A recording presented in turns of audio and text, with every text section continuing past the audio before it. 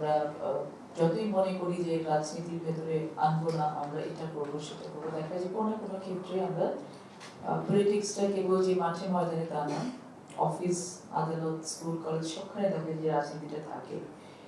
এটি অনেক বড় অভ্যুত্থান, একটি অনেক বড় আকাঙ্ক্ষা নিয়ে, অনেক স্বপ্ন নিয়ে আমরা আসলে বর্তমানে পথ চলা শুরু করেছি, এটা অনস্বীকার্য বলা। এবং সেখান থেকে আসলে চাওয়া পাওয়ার হিসেবটা আসলে এই 6 মাসে কতটুকু করাটা যুক্তিযুক্ত, সেটা একটি কোয়েশ্চেন।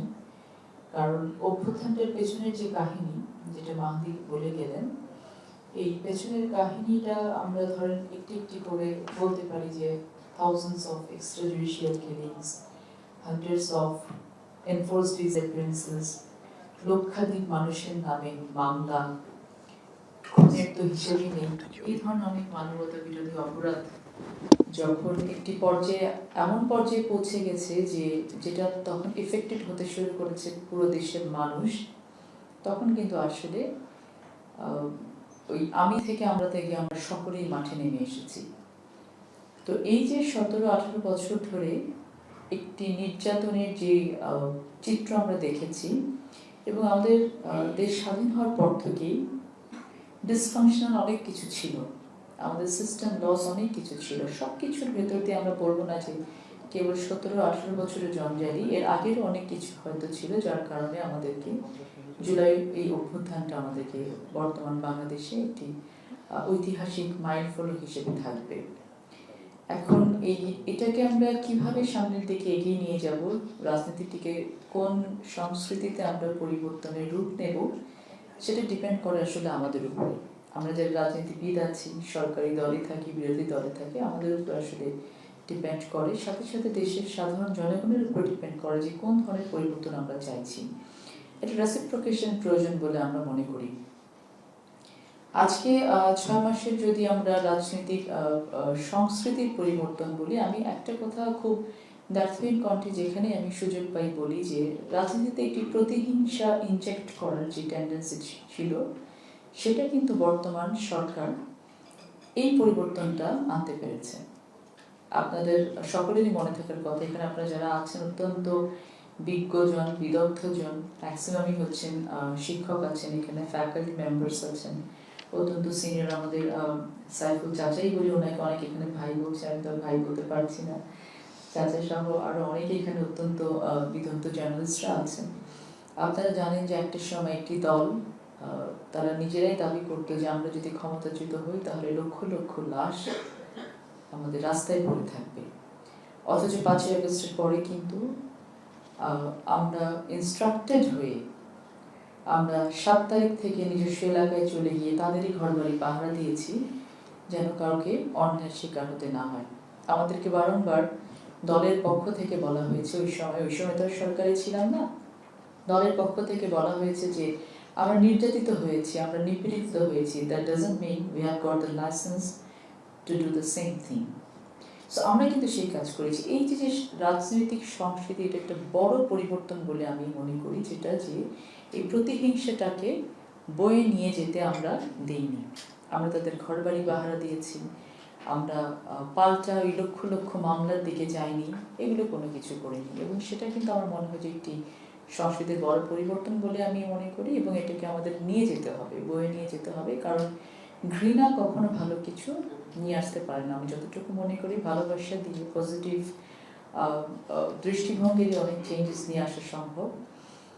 আমরা এখন বর্তমান যে ইকোনমিক একটা ক্রাইসিস মোমেন্টে বাংলাদেশের দায়িত্বভার গ্রহণ করেছি, বাংলাদেশ পরিচালনার জন্য চেষ্টা করছি, এটা কেবলমাত্র আমরা ক্যাবিনেটে যারা 50-55 জন মন্ত্রী বসে আছি অথবা পার্লামেন্টে যে এমপিরা আমরা আছি, আমাদের একার পক্ষে করা সম্ভব না। আমাদের প্রয়োজন সকলের কোঅপারেশনটা। সেখানে আমাদের প্রশাসন আছে, আমাদের আমলারা আছেন, আমাদের সকল সেক্টরের সাধারণ জনগণের সহযোগিতা আমাদের প্রয়োজন।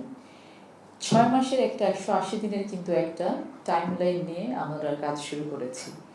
আমি মনে করি যে এই 180 দিনের টাইমলাইনটা যে শুধু আমাদের জন্য ছিল তা না, পুরো দেশের জন্য ছিল। যে আমরা যেমন নিজেদেরকে প্রস্তুত করার চেষ্টা করেছি, আমরাও চেষ্টা করেছি যে একেবারেই ভঙ্গুর একটি দশা থেকে, একটি রাজনৈতিক প্রেক্ষাপট থেকে বাংলাদেশকে আগে স্টেবল করা, তারপর স্টেবল অবস্থা থেকে আস্তে আস্তে দাঁড় করানোর জন্য 180 দিনের একটি টাইমলাইন নিয়ে আমরা কাজ করার চেষ্টা করেছি। আমি মনে করি যে সেই জায়গাটাতে আমরা একে অপরকে বোঝা, আন্ডারস্ট্যান্ডিং লেভেলটাকে অনেক বেশি গ্রো আপ করা।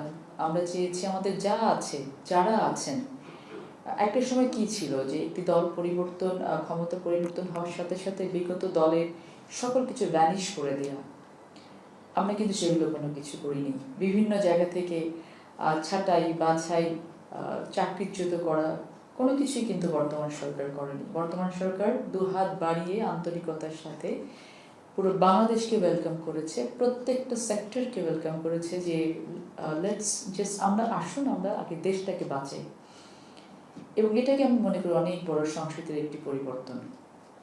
সাংবাদিকদেরকে বলেছি, আমরা বিভিন্ন পেশাজীবীদেরকে বলেছি, শিক্ষকদেরকে বলেছি যে আমরা যে যেখানে আছি সেখান থেকে আমরা যেন আমাদের দেশটাকে বাঁচানোর জন্য এগিয়ে আসতে পারি, কাজ করতে পারি।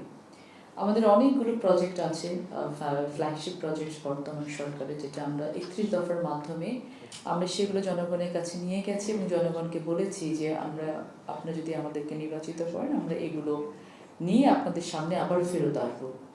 এবং মাহাদি ইতিমধ্যে বলেছে যে তার ম্যাক্সিমাম কাজগুলোতে আমরা হাত দিয়েছি এবং আমরা চেষ্টা করছি সফলতার সাথে যেন কাজগুলো করতে পারি, ট্রান্সপারেন্ট ওয়েতে যেন কাজগুলো করতে পারি। One of the main flagship projects is family card.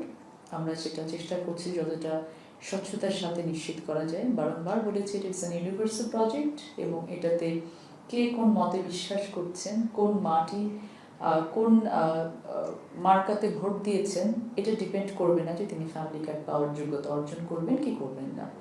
So it's method, যে মেথডের মধ্য দিয়ে আমরা প্রক্সিমিক টেস্টের মধ্য দিয়ে বেনিফিশিয়ারি সিলেক্ট করে এটা আমরা বেনিফিশিয়ারির কাছে সরকারের কোষাগার থেকে 2500 করে টাকা আমরা মাদের হাতে পৌঁছে দিচ্ছি, যেন আমাদের দেশের নারীদেরকে অর্থনৈতিক এবং মানসিকভাবে স্বাবলম্বী করা যায়। বর্তমান সরকার আরও কি সরকার, বা আমি সরকার না বলি, বর্তমান আমল বলি, যে বর্তমান আমলে আর রাজনৈতিক সংস্কৃতির কি পরিবর্তন এসেছে বলে মনে করি? বড় একটি পরিবর্তন, যে বড় বড় অনেক মেগা প্রজেক্টে ইনভেস্ট না করে মানুষের জীবনমানের উপরে, জীবনের উপরে ইনভেস্ট করা হচ্ছে, যেখান থেকে টাকা বিদেশে পাচার হবে না, যেখান থেকে দেশের টাকা দেশের ভেতরে রোল ওভার হবে। সেই প্রজেক্টগুলোর মধ্যে একটি হচ্ছে ফ্যামিলি কার্ড, একটি হচ্ছে কৃষকদের জন্য কার্ড, একটি হচ্ছে ইমাম মুয়াজ্জিন এবং আমাদের যারা ধর্মীয় নেতা আছে তাদের বেতন ভাতা দেয়া, যেন তারা একটি এলাকাতে যখন ফ্যামিলি কার্ডের 2500 টাকা রোল ওভার হবে, 100 জনের কাছে 2500 টাকা যদি একটি এলাকাতে রোল ওভার হয়, তাহলে সেখানে কিন্তু ওখানকার ইকোনমিটা সচল হচ্ছে, ওই গ্রামটা কিন্তু স্বাবলম্বী হচ্ছে। এই যে সংস্কৃতির পরিবর্তন, একটি সাস্টেইনেবল বাংলাদেশ গড়ার জন্য বর্তমান সরকার চেষ্টা করছে। এখন অনেকে প্রশ্ন করতে পারে, এখন খাল খনন করে কি হবে? খাল খনন করে কি হবে সেটা তো এখন আমরা বুঝতে পারবো না। যখন খরার মৌসুমে আর পানির অভাব হবে না, বেশ কয়েক বছর পরে, তখন এই খাল খননের বেনিফিটটা পাবো। একটি গাছ যখন আজকে আমি চারা রোপণ করছি, এর ফলটা তো আমি আজকে পাবো না। তো বর্তমান সরকার চেষ্টা করছে যে ভেঙে পড়া বাংলাদেশকে নিজের পায়ে দাঁড় করানোর, সংস্কৃতির যে পরিবর্তন